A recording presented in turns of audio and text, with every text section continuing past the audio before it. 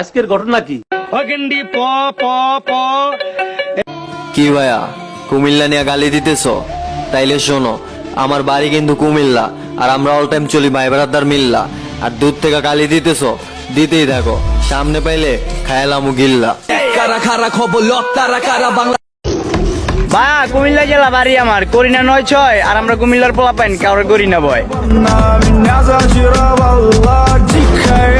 ভাইয়া মায়া মানুষের লাগে তুমি প্যারা নিতাছ, তাইলে শোনো, যদি টাকা থাকে পকেটে, মাইয়া আইব রকেটে।